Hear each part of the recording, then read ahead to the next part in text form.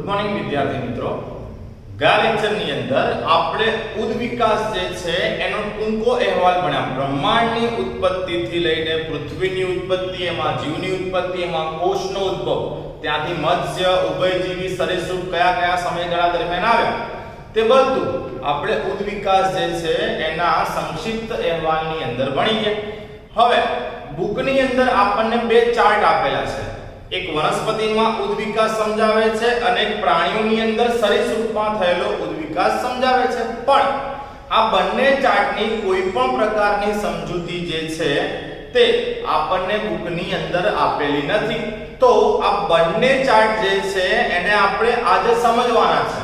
અને બીજું કે થિયરિકલ આમાંથી કંઈ પૂછવાનું નથી બોર્ડની એક્ઝામમાં, પણ એમસીક્યુ ની અંદર આમાંથી ઘણા બધા પ્રશ્નો પૂછાઈ શકે, ઈવન આપણી બોર્ડની એક્ઝામમાં પણ, અને એની સાથે સાથે નીટની એક્ઝામ માટે પણ આ ટોપિક જે છે એ મોસ્ટ આઈએમપી છે.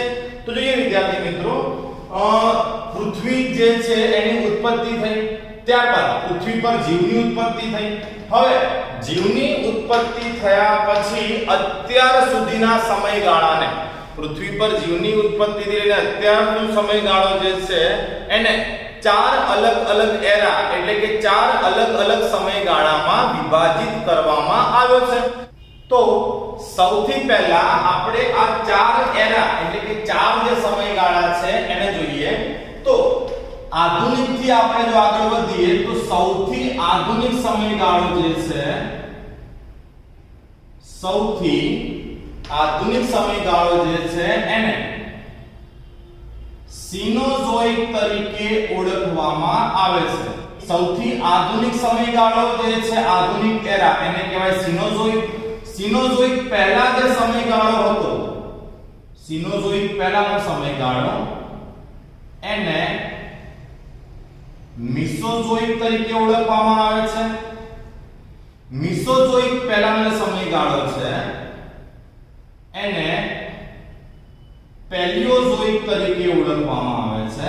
એને પેલિયોઝોઇક તરીકે ઓળખવામાં આવે છે. અને પેલિયોઝોઇક જે છે એની પહેલા એટલે સૌથી જૂનો સમયગાળો છે એને પ્રોટેરોઝોઇક તરીકે ઓળખવામાં આવે છે. પ્રોટેરોઝોઇક તરીકે ઓળખવામાં આવે છે. એટલે કે ટૂંકમાં પૃથ્વી પર જીવની ઉત્પત્તિથી લઈને અત્યાર સુધી જે છે સમય ચાલતો આવ્યો એને ચાર સમયગાળામાં આપણે વિભાજિત કર્યો. સૌથી આધુનિક છે સિનોઝોઇક, એનાથી જૂનો મિસોઝોઇક, એનાથી જૂનો પેલિયોઝોઇક અને એનાથી જૂનો પ્રોટેરોઝોઇક. તો પેલા તો આ આપણને ખબર હોવી જોઈએ. આપણને આવું પૂછાય છે કદાચ કે પ્રોટેરોઝોઇક અને મિસોઝોઇક ની વચ્ચેનો સમયગાળો કયો હતો, અથવા પ્રોટેરોઝોઇક પછી કયો સમયગાળો આવશે, કે પેલિયોઝોઇક ની પહેલા કયો સમયગાળો હતો. ઓકે, તો આ એક વસ્તુ યાદ રાખવી. હવે એની અંદર આપણને પ્રોટેરોઝોઇક જે છે એનો બુકમાં ક્યાંય ઉલ્લેખ કરેલો નથી, પણ આપણે એને યાદ રાખીશું.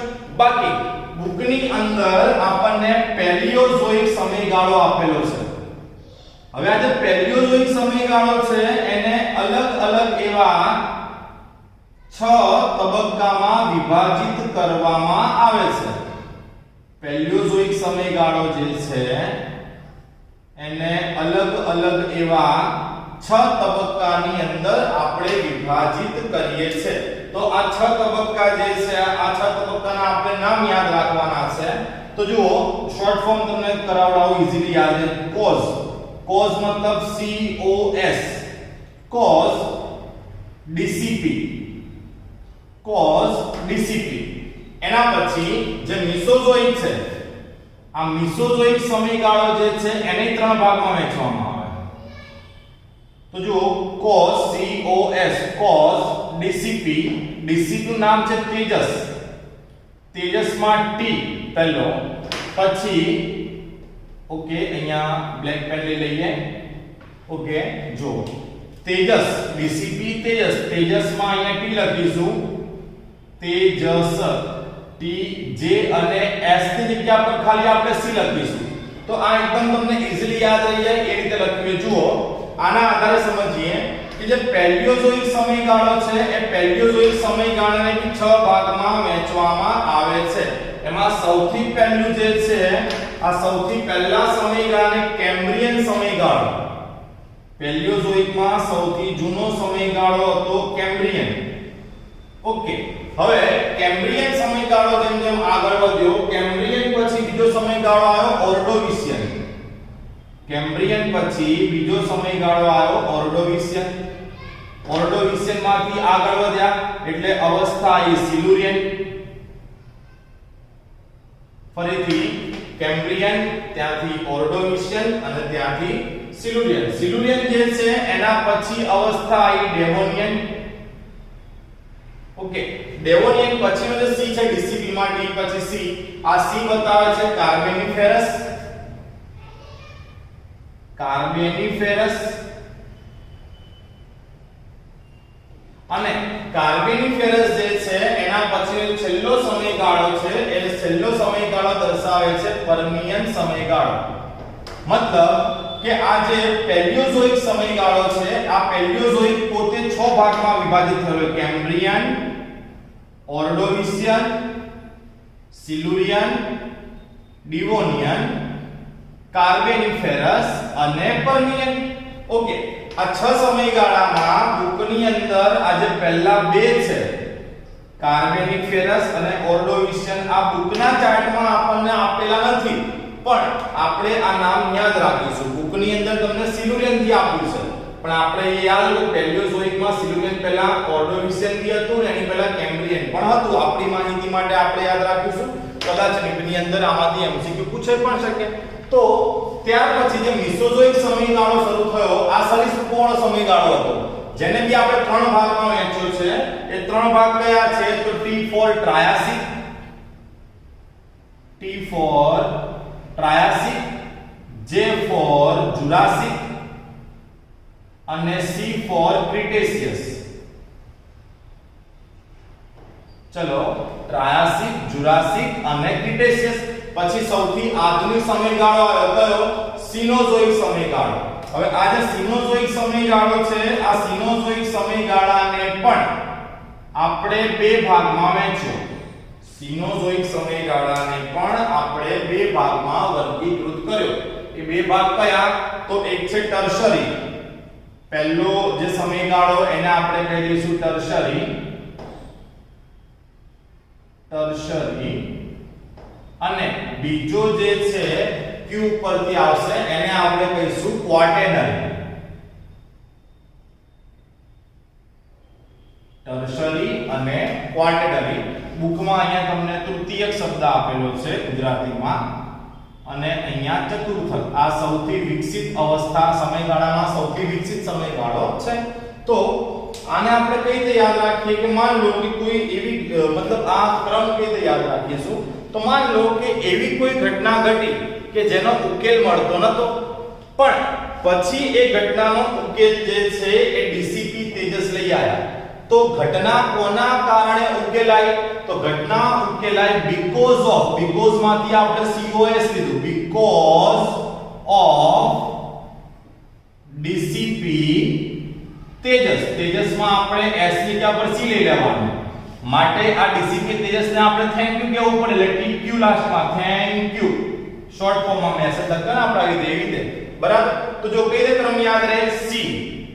C for કેમ્બ્રિયન, O for ઓર્ડોવિશિયન, ત્યારબાદ S for સિલ્યુરિયન, ત્યારબાદ અગેન D જે છે D for ડિવોનિયન, ત્યારબાદ C for કાર્બેનિફેરસ, ત્યારબાદ P એટલે કે પર્મિયન.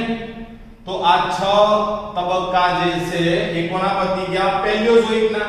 ત્યાર પછી મિસોઝોઇક ની વાત કરીએ તો ટ્રાયાસિક, જુરાસિક અને ક્રિટેશિયસ, એટલે આ 3 તબક્કા એમના પણ પતી ગયા. T for ટર્શરી અને Q for ક્વોર્ટેનરી. તો આ બે તબક્કા સિનોઝોઇક ના પણ પતી ગયા. તો સૌથી પહેલી ચાર્ટને સમજવાની જે બેઝિક જરૂરિયાત છે એ આ છે કે તમને દરેકે દરેક સમયગાળો જે છે એ ખબર હોવી જોઈએ. આમાંથી પ્રશ્ન પણ પૂછાય કે ભાઈ સિલ્યુરિયન અને કાર્બેનિફેરસ ની વચ્ચેનો સમયગાળો કયો હતો, કે સિલ્યુરિયન પછી કયો સમયગાળો આવ્યો, અથવા મિસોઝોઇક યુગની અંદર કયા 3 સમયગાળાઓ છે, તો ટ્રાયાસિક, જુરાસિક, ક્રિટેશિયસ. આ આપણને ખબર હોવી જોઈએ. તો તો સૌથી પહેલા તો તમારે આ જે સમયગાળો છે એ સમયગાળા મોઢે કરવાના રહેશે। ત્યારબાદ સૌથી પહેલો આપણને વનસ્પતિનો ચાર્ટ આપ્યો છે અને એ વનસ્પતિના ચાર્ટમાં તમને ઉદ્વિકાસ સમજાયો છે। તો વનસ્પતિમાં ઉદ્વિકાસ સમજવા માટે 11મા ધોરણમાં આપણે વનસ્પતિ સૃષ્ટિનું વર્ગીકરણ કર્યું હતું। એ તમને યાદ હોવું જોઈએ કે વનસ્પતિને મુખ્ય આપણે બે ભાગમાં વહેંચીએ છીએ। કયા બે ભાગ? તો એક હતું અપુષ્પી કે જે સમગ્ર જીવનકાળ દરમિયાન પુષ્પ ધારણ કરતી નથી અને બીજું હતું સપુષ્પી એટલે કે પુષ્પ ધારણ કરે છે। હજુ તમને યાદ હોય તો અપુષ્પીની અંદર આપણે એકાંગી વનસ્પતિ ભણ્યા હતા। હવે એકાંગીની અંદર બી કોણ આવે? તો લીલ આવે। પછી એમાંથી આપણે દ્વિઅંગી વનસ્પતિ ભણ્યા હતા। દ્વિઅંગી જે છે ત્યાર પછી આપણે ભણ્યા હતા ત્રિઅંગી વનસ્પતિ। પછી આપણે સપુષ્પીમાં આપણે સૌથી પહેલા અનાવૃત બીજધારી જોઈ હતી। અનાવૃત બીજધારી જે છે એના પછી આપણે આવૃત બીજધારી જોઈ અને આવૃત બીજધારીમાં આપણે પહેલા એકદળી વનસ્પતિ જોઈ અને ત્યારબાદ આપણે દ્વિદળી વનસ્પતિ જોઈ। તો આ જ એક્ચ્યુઅલી વનસ્પતિમાં ઉદ્વિકાસનો ક્રમ છે કે વનસ્પતિમાં સૌથી પહેલા એકાંગી વનસ્પતિ એટલે લીલ અસ્તિત્વમાં આવી, લીલનો ઉદ્વિકાસ થઈને દ્વિઅંગી બની, દ્વિઅંગીનો ઉદ્વિકાસ થઈ ત્રિઅંગી બની, આ ત્રિઅંગીનો જ ઉદ્વિકાસ થઈ તેમાંથી અનાવૃત બીજધારી અને અનાવૃતમાંથી આવૃત બીજધારી જે છે એ અસ્તિત્વમાં આવી। તો આ સરળ અને સિમ્પલ ઉદ્વિકાસ છે। હવે અહીંયા બીજું બી યાદ રાખજો કે જે લીલ અને દ્વિઅંગી હતી એ બહુ નાના કદની વનસ્પતિ હતી। નાના કદની વનસ્પતિ કેમ હતી? કારણ કે આ વનસ્પતિઓ જે છે એકાંગી અને દ્વિઅંગી વનસ્પતિ, આ વનસ્પતિઓની અંદર વાહક પેશી હાજર નથી। માન લો કે કદ મોટું થઈ જાય તો નીચેથી પાણી ઉપર સુધી પહોંચાડવું પડે। હવે ઉપર સુધી પાણી પહોંચાડે કોણ? વાહક પેશી, જલવાહક પેશી। પણ આમની પાસે વાહક પેશી હતી જ નહીં એટલે આમનું કદ ખૂબ જ નાનું હતું। તમે લીલ જોઈ હશે બરાબર, એનું કદ ખૂબ જ કેવું હતું? નાનું। પણ ત્રિઅંગી વનસ્પતિની વાત કરું તો ત્રિઅંગીથી લઈને અનાવૃત અને આવૃત આ બધામાં વાહક પેશીઓ હાજર હતી એટલે આ બધી વનસ્પતિ મોટા કદની પણ હતી અને આ બધીને વાહક પેશીધારી વનસ્પતિ પણ કહેવાય। તો સૌથી પહેલી વાહક પેશી જોવા મળી હોય એ કઈ વનસ્પતિ છે? ત્રિઅંગી। મતલબ મોટા કદની વનસ્પતિની શરૂઆત ક્યાંથી થઈ હશે? તો ત્રિઅંગી વનસ્પતિથી। એમાંથી ઉદ્વિકાસ થઈને કોણ આવ્યું હતું? તો અનાવૃત બીજધારી અને એમાંથી ઉદ્વિકાસ થઈને કોણ આવ્યું હતું? તો આવૃત બીજધારી। જો તમને આયોક્રમ આવડતો હશે કે એકાંગી પછી દ્વિઅંગી પછી ત્રિઅંગી પછી અનાવૃત ને પછી આવૃત અને આવૃતની પહેલા એકદળી પછી દ્વિદળી, જો તમને આ ક્રમ આવડતો હશે તો હવે જે આપણે ચાર્ટ ભણવાનો છે એ ચાર્ટ તમે સરળતાથી સમજી શકશો। તો બુકની અંદર આપેલા ચાર્ટનું હવે આપણે અવલોકન કરીએ અને એ ચાર્ટ જે છે એને આપણે શાંતિથી વ્યવસ્થિત રીતે સમજીએ કે જેથી કરીને બધા જ એમાંથી લગતા એમસીક્યુ આપણને આવડી શકે। તો જોઈએ બુકની અંદર દર્શાવેલો ચાર્ટ। તો વિદ્યાર્થી મિત્રો, અહીં આપણને વનસ્પતિ જે છે એ વનસ્પતિમાં ઉદ્વિકાસ માટેનો ચાર્ટ આપેલો છે। હવે આ જે ચાર્ટ આપેલો છે આ ચાર્ટની લેખિત કોઈ પણ પ્રકારની ઇન્ફોર્મેશન આપણને બુકમાં આપેલી નથી, જેના કારણે આ ચાર્ટ જે છે એ સમજવો આપણા માટે અઘરો થઈ જાય। પણ આ ચાર્ટને આપણે સરળતાથી સમજવાનો પ્રયત્ન કરીશું। મેં તમને સૌથી પહેલાં તો અલગ અલગ એવા 4 યુગ જે છે એના વિશેની માહિતી આપી કે સૌથી આધુનિક જે સિનોઝોઇક છે, એની પહેલાંનો જૂનો હતો મેસોઝોઇક, એનાથી જૂનો હતો પેલિયોઝોઇક અને એનાથી જૂનો હતો પ્રોટેરોઝોઇક। જેમાં આ જે ચાર્ટ છે એ ચાર્ટમાં તમને પેલિયોઝોઇક યુગ જે છે આ પેલિયોઝોઇક યુગથી માહિતી આપી છે। હવે પેલિયોઝોઇકને આપણે 6 ભાગમાં વહેંચ્યા હતા: કેમ્બ્રિયન, ઓર્ડોવિશિયન, સિલુરિયન, ત્યારબાદ ડિવોનિયન, ત્યારબાદ કાર્બેનિફેરસ અને પર્મિયન। પણ બુકની અંદર જે પેલિયોઝોઇક સમયગાળો આપણને આપ્યો છે એ સિલુરિયનથી શરૂ થઈ રહ્યો છે, એ પણ ખાસ ધ્યાન આપજો। એની આગળના 2 આપણને બુકની અંદર આપેલા નથી। હવે આપણે આ ચાર્ટને સમજીએ તો આપણને એવું કહેવા માંગે છે કે પેલિયોઝોઇક સમયગાળામાં સિલ્યુરિયનની પણ પહેલાં એટલે કે સિલ્યુરિયન અવસ્થા શરૂ થઈ એની પણ પહેલાં પૃથ્વી પર ક્લોરોફાઇટ એન્સેસ્ટર, હવે ક્લોરોફાઇટ એન્સેસ્ટર જે છે એનો અર્થ શું થાય તો હરિતકર્ણીય પૂર્વજો. હવે હરિતકર્ણીય પૂર્વજો એટલે કોણ? તો તમને કદાચ એવી ખબર જ હશે કે વનસ્પતિમાં સૌથી પહેલાં જે આદિ વનસ્પતિ અસ્તિત્વમાં આવી એ કોણ હતી? તો એ તો લીલ હતી. એટલે આ જે ક્લોરોફાઇટ એન્સેસ્ટર એટલે કે હરિતકર્ણીય પૂર્વજ જે લખ્યું છે બુકમાં એ બીજું કંઈ નહીં પણ લીલ છે. અને ક્લોરોફાઇટ એન્સેસ્ટર જે છે એમાંથી આગળ વધીએ તો સીધું આપણને વાહક પેશીધારી ત્રિઅંગી વનસ્પતિ આપી છે. હવે તમને બી ખબર પડે કે લીલ એકાંગી વનસ્પતિ છે અને ઉપર જે વાહક પેશીધારી આપી છે એ ત્રિઅંગી વનસ્પતિ છે. તો આપણને બી એવી તો ખબર જ છે કે એકાંગીમાંથી સીધી ત્રિઅંગી વનસ્પતિ આવી જ નથી, એકાંગી પછી દ્વિઅંગી આવી. તો જુઓ કે તમને જે ચાર્ટ આપ્યો છે એમાં એકાંગી અને ત્રિઅંગીની વચ્ચેથી એક શાખા નીકળી રહી છે જે ઉપર છે ક્વાર્ટનરી સુધી પહોંચીને ત્યાં નામ આપ્યું છે બ્રાયોફાઇટ્સ. આ બ્રાયોફાઇટ્સ એટલે બીજું કંઈ નહીં પણ દ્વિઅંગી વનસ્પતિ. એટલે એ લોકો એવું આપણને ક્લિયરલી કહી રહ્યા છે કે લીલ એટલે કે ક્લોરોફાઇટ મતલબ કે એકાંગી અને એની ઉપર જે છે એ છે ટ્રેક્યોફાઇટ મતલબ કે ત્રિઅંગી. આ બેની વચ્ચે દ્વિઅંગી વનસ્પતિનો પણ ઉદ્વિકાસ થયો છે જે ક્વાર્ટનરી મતલબ કે હાલના સમયગાળામાં પણ જોવા મળે છે.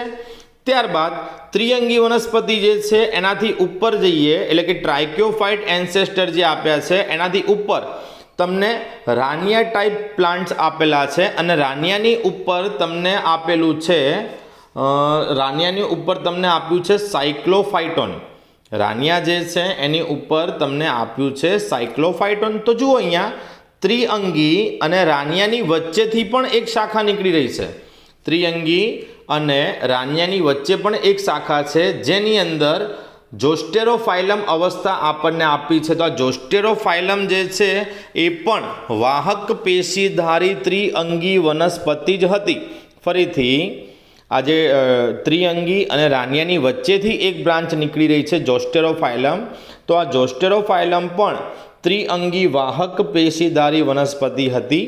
એનો ઉદ્વિકાસ થયો. એમાંથી આપણને આગળ આપ્યું છે આપણે આ જોસ્ટેરોફાઇલમથી આગળ આપણને આપ્યું છે આર્બોસેન્ટ લાઇકોપોડ્સ અને આર્બોસેન્ટ લાઇકોપોડ્સ જે છે એનો ઉદ્વિકાસ થઈને એમાંથી બન્યું છે હર્બેરિયસ લાઇકોપોડ્સ, હર્બેસિયસ લાઇકોપોડ્સ.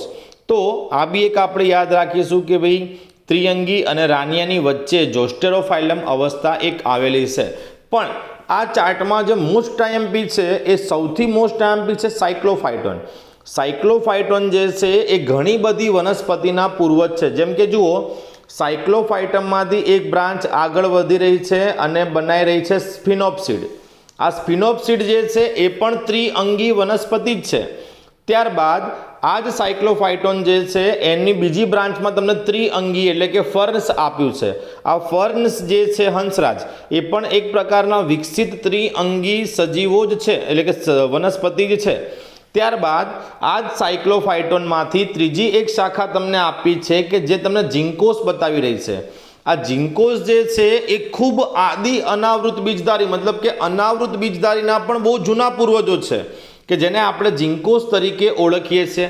ત્યાર પછીની શાખામાં તમને કોનિફર્સ એટલે કે શંકુધારી આપી છે. તો કોનિફર્સ જે છે તમે બી જાણો છો કે જાણીતા અનાવૃત બીજધારી જ છે. ત્યારબાદ એનાથી આગળની શાખામાં તમને નિટેલ્સ આપ્યું છે. નિટેલ્સ પણ અનાવૃત બીજધારી છે. ટૂંકમાં ટોટલ આપણને 5 શાખા આપી છે. એકમાં સ્ફિનોપ્સીડ બન્યું છે, બીજામાં ત્રિઅંગી, પછી આદિ અનાવૃત બીજધારી કે ઝિંકોસ, ત્યારબાદ કોનિફર અને ત્યારબાદ નિટેલ્સ. મતલબ આપણને એવું પૂછાય કે ત્રિઅંગી અને અનાવૃત બંનેના સામાન્ય પૂર્વજો કોણ હતા? તો આપણે એવું સ્પષ્ટ કહી શકીએ કે ત્રિઅંગી અને અનાવૃત બંનેના સામાન્ય પૂર્વજો જે છે એ સાયક્લોફાઇટોન હતા. અને આ જ સાયક્લોફાઇટોનની છઠ્ઠી બ્રાન્ચ તમને આપી છે આદિ અનાવૃત બીજધારી કે જ્યાં આદિ અનાવૃત બીજધારીમાંથી બીજ ધરાવતા હોય તેવા ફર્ન એટલે કે સીડ ફર્ન જે છે એ અસ્તિત્વમાં આવ્યા અને એનો ઉદ્વિકાસ થઈને સાયકેટ્સ બન્યા છે. તો સાયકેટ્સની સાથે સાથે આવૃત બીજધારી પણ બન્યા. આવૃત બીજધારીમાં તમને એકદળી અને દ્વિદળી આ બંને બુકની અંદર આપેલા છે। તો સૌથી પહેલાં તો નીચે ક્રમ આપ્યો છે એ ક્રમ તમારે યાદ રાખવાનો કયો, તો હરિતકણીય પૂર્વજો એટલે કે ક્લોરોફાઇટ એન્સેસ્ટર, એનો ઉદ્વિકાસ તમને બુકમાં આપ્યું એ પ્રમાણે વાહક પેશીધારી એટલે કે ટ્રાઇકોફાઇટ એન્સેસ્ટર મતલબ ત્રિઅંગી, એનો ઉદ્વિકાસ તેને રાનિયા ટાઈપ પ્લાન્ટ્સ અને એનો ઉદ્વિકાસ તેને સાયક્લોફાઇટોન, તમારે પેલા આ યાદ રાખવાનું। બીજું ક્લોરોફાઇટ અને વાહક પેશીધારી જે છે મતલબ કે લીલ અને વાહક પેશીધારી આ બેની વચ્ચેથી કોણ આવ્યું, તો બ્રાયોફાઇટ્સ, એ આપણને યાદ રહેવું જોઈએ। બીજું જે વાહક પેશીધારી ત્રિઅંગી છે અને રાનિયા છે એમની વચ્ચે જે છે કઈ અવસ્થા હતી, તો એની વચ્ચે જોસ્ટેરોફાઇલમ હતી, એમાંથી પછી લાઇકોપોડ્સ આવ્યા, એ આપણને યાદ રહેવું જોઈએ। અને લાસ્ટમાં સાયક્લોફાઇટોનમાંથી કોણ કોણ બન્યું છે, તો સ્ફિનોપ્સીડ છે, ત્રિઅંગી છે એટલે કે ફર્ન, ત્યારબાદ જિંકોસ છે, એમાંથી પછી કોનિફર્સ બી છે અને નિટેલ્સ પણ છે। આ ક્રમ આપણને યાદ રહેવો જોઈએ। અને આ જ સાયક્લોફાઇટોન જે છે એમાંથી આદિ અનાવૃત બીજધારી બન્યા કે જેમાંથી કેટલાક અનાવૃત જે છે સાયકેટ તરીકે છૂટા પડ્યા, તો કેટલાક અનાવૃતમાંથી આવૃતમાં ફેરવાઈ ગયા અને આવૃત બીજધારીમાં એકદળી અને દ્વિદળી તરીકે એ આપણને જોવા મળ્યા। તો અહીંયા એક ખાસ યાદ રાખજો કે મોટા ભાગે કઈ વનસ્પતિમાંથી કયા અસ્તિત્વમાં આવ્યા, બરાબર, અથવા તો કોણ કોના પૂર્વજો છે, આ રીતના પ્રશ્નો જે છે આમાંથી પૂછાઈ શકે છે। સમયગાળામાંથી અત્યાર સુધી પ્રશ્નો પૂછે, જેમ કે એવું નથી પૂછતા આપણે કે ભાઈ જોસ્ટેરોફાઇલમ કયા સમયગાળામાં આવ્યું, આ રીતના એમસીક્યુઝ જે છે એ હજી સુધી પૂછાયા નથી। પણ એમ છતાં બી સમયગાળા જે છે એ બી સૌથી પહેલાં આપણે યાદ કરી દીધા છે, એટલે જો એ રીતે બી પૂછાય તો વાંધો નહીં આવે। પણ એ રીતે પ્રશ્ન સમયગાળામાંથી પ્રશ્ન પૂછાવાની શક્યતા ઓછી છે, બરાબર। તો અહીંયા આ જે વનસ્પતિ જે છે એના ઉદ્વિકાસનો ચાર્ટ આપ્યો છે એ પણ આપણો પૂરો થઈ ગયો।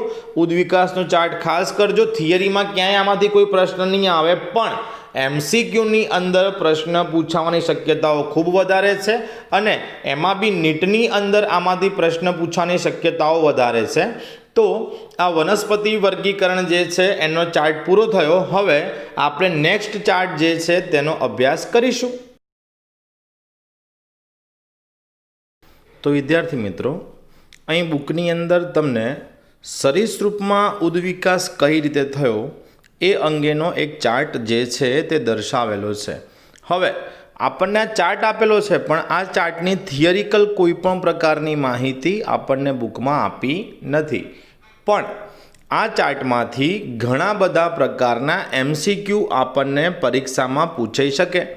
હવે એક તરફ તમને ચાર્ટમાં અલગ અલગ સમયગાળો આપેલો છે। આ સમયગાળો ઓલરેડી મેં તમને આગળ સમજાવ્યો, જેમાં કાર્બેનિફેરસ છે, પર્મિયન છે, ટ્રાયાસિક, જુરાસિક, ક્રિટેશિયસ છે, ટર્શરી છે અને ક્વાર્ટનરી છે। ઓકે, હવે આપણે બધા જ જાણીએ છીએ કે ડાયનાસોર્સ જે છે એટલે કે સરીસૃપ જુરાસિક સમયગાળા દરમિયાન પૃથ્વી પર પ્રભાવી હતા। પણ જો ચાર્ટ જોઈએ આપણે તો તમને એવું ધ્યાનમાં આવી જશે કે કાર્બેનિફેરસ સમયગાળા પહેલાં જ, ઇવન કાર્બેનિફેરસ સમયગાળો આવ્યો એની પહેલાં જ સરીસૃપ જે છે એ પૃથ્વી પર આવી ગયા હતા, જેને આપણે સરીસૃપ જે છે એના પૂર્વજ કહી શકીએ અથવા એમને પૂર્વ સરીસૃપ કહી શકીએ। હવે આ જે પૂર્વ સરીસૃપો તમને દેખાઈ રહ્યા છે ચાર્ટની અંદર, આ પૂર્વ સરીસૃપ જે છે એમનો ઉદ્વિકાસ થયો અને બે પ્રકારના સરીસૃપ ઉત્પન્ન થયા। એકને આપણે સોરાપ્સિડ કહીએ છીએ અને બીજાને આપણે સિનેપ્સિડ કહીએ છીએ। એકને આપણે કહીએ છીએ સોરાપ્સિડ અને બીજાને આપણે કહીએ છીએ સિનેપ્સિડ। જો સોરાપ્સિડ જે છે એને ધ્યાનથી જુઓ તો હાલના સમયમાં પૃથ્વી પર જેટલા પણ સરીસૃપ જીવંત અવસ્થામાં છે, હાલના સમયમાં પૃથ્વી પર જેટલા પણ સરીસૃપ જીવંત અવસ્થામાં છે એ બધા સોરાપ્સિડ પ્રકારના છે। જો સોરાપ્સિડની એક બ્રાન્ચ છે, ઉપર જઈએ ક્વાર્ટનરી સમયગાળા સુધી પહોંચો, ત્યાં તમને કાચબો દેખાશે, કાચબો પછી ગરોળી, ત્યારબાદ સાપ અને ત્યારબાદ આપ્યું એ ટાઉટરા। તો આ ચારેય પ્રકારના સરીસૃપ જે છે એ સોરાપ્સિડમાંથી જ ઉદ્ભવેલા છે। ચારે ચાર પ્રકારના જે સરીસૃપ છે એ સોરાપ્સિડમાંથી જ ઉદ્વિકાસ થઈને ઉત્પન્ન થયેલા છે। ત્યારબાદ એ જ સોરાબસીડની બીજી એક બ્રાન્ચ જે છે એ ડાયનાસોર બનાવે છે, જેમાં તમે થિકોડોન્ટ દેખાઈ રહ્યા છે. હવે થિકોડોન્ટ એટલે શું? આવો મોટો પ્રશ્ન થયો. તો સમજો, આ દાંતની એક પ્રકારની ગોઠવણીના આધારે નામ આપવામાં આવ્યું છે. નોર્મલી એ ડાયનાસોર છે. આ ડાયનાસોર જે છે એ એકોડોન્ટ હતા. એકોડોન્ટ મતલબ શું? કે એમના જે દાંત છે એ જડબાની અંદર ખૂંપેલા નહોતા, એમના દાંત જડબા ઉપર ચોંટેલા હતા. જેમ કે હું આપણી વાત કરું, આપણે મનુષ્ય છે તો આપણા દાંત જડબાની અંદર ખૂંપેલા હોય, જેને આપણે કૂપદંતી દંત વિન્યાસ કહ્યો હતો. આ કૂપદંતીને અંગ્રેજીમાં થિકોડોન્ટ કહેવાય. તો નોર્મલી ડાયનાસોર જે છે એમના દાંત એકોડોન્ટ પ્રકારના હતા, જડબામાં ખૂંપેલા ન હતા. પણ આ સોરાબસીડમાંથી ઉદ્વિકાસ થઈને એક પ્રકાર બન્યો થિકોડોન્ટ. આ થિકોડોન્ટ પ્રકારના ડાયનાસોર જે છે એમના દાંત જડબાની અંદર ખૂંપેલા હતા. ખાસ યાદ રાખજો, સોરાબસીડનો જ ઉદ્વિકાસ થઈને એમાં થિકોડોન્ટ બન્યા, જેમનો દાંત જે છે, જેમના દાંત એ દાંત જડબાની અંદર ખૂંપેલા હતા. આ થિકોડોન્ટના ઉદ્વિકાસથી ડાયનાસોર્સ બન્યા. આ ડાયનાસોર્સ હાલ જે છે પૃથ્વી પર અસ્તિત્વમાં નથી, એમનો નાશ થઈ ગયો છે. પણ આ જ થિકોડોન્ટ જે છે એમનો ઉદ્વિકાસ થયો આગળ, અને હાલમાં જોવા મળતા સરીસૃપ એટલે કે મગર જે છે એ અસ્તિત્વમાં આવ્યા. મગર જે છે એમની અંદર પણ દાંત જડબાની અંદર ખૂંપેલા એટલે કે થિકોડોન્ટ પ્રકારના જોવા મળે છે. મતલબ ચાર્ટમાં આપણને એવું કહેવામાં કે જે સોરાબસીડ છે એ સોરાબસીડનો ઉદ્વિકાસ થયો. એક તરફ કાચબો, ગરોળી, સાપ અને ટાઉટારા જેવા પ્રાણીઓ બન્યા, જે હાલના સમયમાં પણ જોવા મળે છે. અને ત્યારબાદ આ જ સોરાબસીડની એક બ્રાન્ચ આગળ વધી, એમણે થિકોડોન્ટ બનાવ્યા, જે હાલ લુપ્ત થઈ ગયા છે. એમાંથી ડાયનાસોર બન્યા, એ પણ લુપ્ત થઈ ગયા છે. પણ એમાંથી બનેલા મગર આજના સમયમાં પણ આપણને જોવા મળે છે. ત્યારબાદ સોરાબસીડ જે છે એ પૂરું કરીએ તો બીજું આપણને બ્રાન્ચ આની આપી, મતલબ પૂર્વ સરીસૃપોમાંથી એક સોરાબસીડ બતાવીએ અને બીજા બતાવ્યા સિનેપ્સીડ. હવે આ જે સિનેપ્સીડ છે, આ સિનેપ્સીડનો ઉદ્વિકાસ થયો અને એમાંથી પેલિકોસોરસ અસ્તિત્વમાં આવ્યા. મોસ્ટ ટાઈમથી યાદ રાખજો, સિનેપ્સીડ જે છે એનો ઉદ્વિકાસ થઈને એમાંથી પેલિકોસોરસ પ્રકારના સરીસૃપ બન્યા. હવે આ પેલિકોસોરસ જે છે એનો ઉદ્વિકાસ થઈને થેરાપ્સીડ બન્યા. તમને એવું સ્પષ્ટ ભાષામાં અહીંયા કહી શકાય કે થેરાપ્સીડ જે છે એ સસ્તનના પૂર્વજો હતા. થેરાપ્સીડ એ સસ્તનના પૂર્વજો હતા અને આ થેરાપ્સીડમાંથી જ પછી બાકીના બધા સસ્તનોનો ઉદ્વિકાસ થયો છે. જો થેરાપ્સીડને છેક ઉપર લઈ જઈએ એટલે આપણને સસ્તન જે છે એ દર્શાવેલું છે. તો આ ચાર્ટની અંદરથી આપણને MCQ જે છે એ એક્ઝામમાં પૂછાઈ શકે. જેમ કે સોરાબસીડમાંથી કયા કયા સરીસૃપ અસ્તિત્વમાં આવે, એમાં કાચબો આપ્યો હોય ઓપ્શનમાં, ગરોળી આપ્યું હોય, મગર હોય ને ટાઉટારા હોય.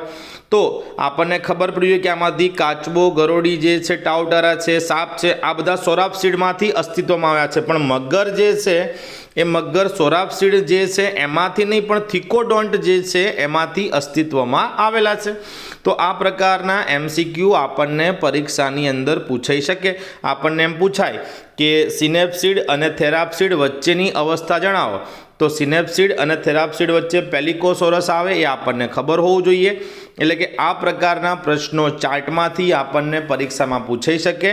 આ ચાર્ટ એક્ઝામ માટે મોસ્ટ એમ્પી છે, માટે ચાર્ટ જે છે એ ખાસ રિફર કરજો. નીટની અંદર આમાંથી MCQ પૂછવાની શક્યતાઓ વધારે છે.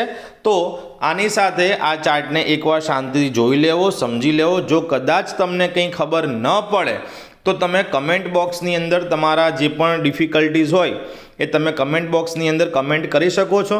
100% તમારી ડિફિકલ્ટી જે છે એનો સંતોષપૂર્વક તમને જવાબ આપવામાં આવશે. પણ આ ચાર્ટને સ્કીપ ના કરતા આ ચાર્ટને શીખજો, સમજજો. કંઈ પણ ડાઉટ તો પૂછી લેજો, પણ આ ચાર્ટ જે છે એક્ઝામ માટે મોસ્ટ એમ્પી છે અને આપણે કરવો જ રહ્યો અને કરવાનો જ છે. બરાબર. તો આ પ્રાણી વર્ગીકરણનો જે ચાર્ટ આપણને બુકમાં આપ્યો, આ સરીસૃપના ઉદ્વિકાસનો જે ચાર્ટ આપણને બુકમાં આપ્યો છે એ આપણે કમ્પ્લીટલી સમજૂતી સાથે ભણ્યા. તો આની સાથે બંને ચાર્ટ જે છે એની સમજૂતી પૂરી થઈ. હવે આગળ આપણને માનવ ઉદ્વિકાસ આપ્યું છે કે જેનો આપણે આવતા લેક્ચરમાં અભ્યાસ કરીશું.